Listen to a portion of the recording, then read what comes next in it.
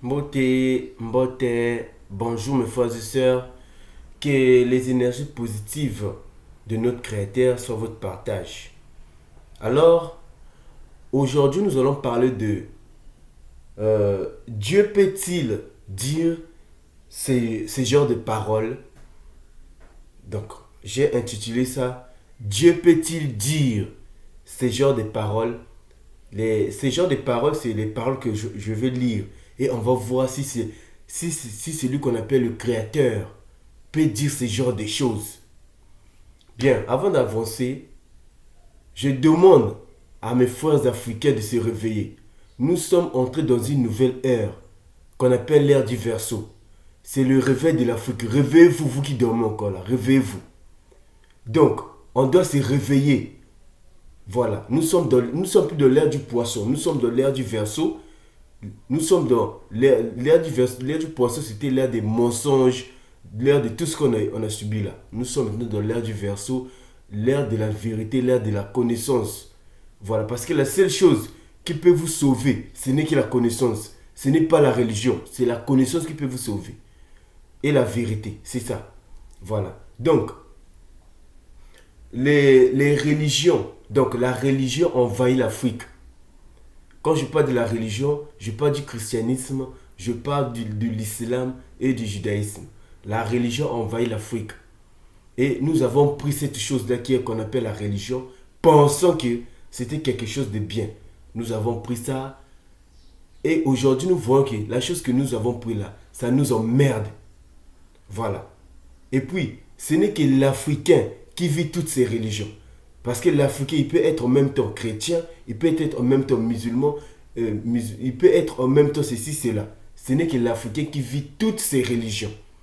Donc, il est temps que nous puissions sortir de ces religions-là pour entrer dans ce qui est véritable et ce qui est authentique. Parce que l'ère du Verseau ne pardonnera plus le mensonge, la tromperie. Quelqu'un disait, à l'ère de la connaissance, l'ignorance, c'est un choix. À l'ère de la connaissance, l'ignorance, vous avez besoin de la connaissance.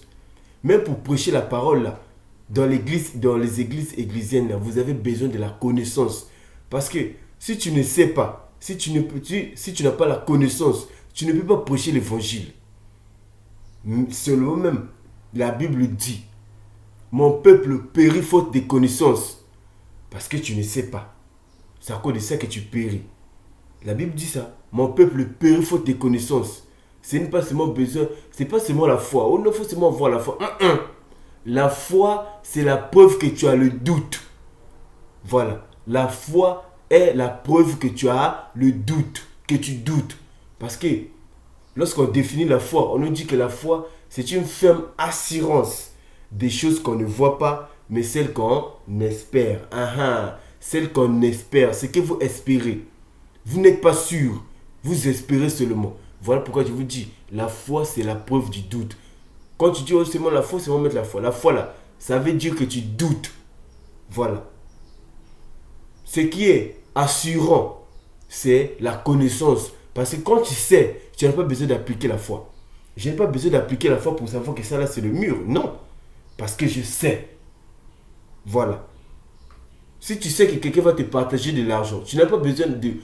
si quelqu'un t'a promis hier que demain je vais te donner, exemple, même 5 000, tu n'as pas besoin d'appliquer la foi pour dire que non, j'ai la foi que quelqu'un va me donner l'argent demain. Non, parce que tu sais.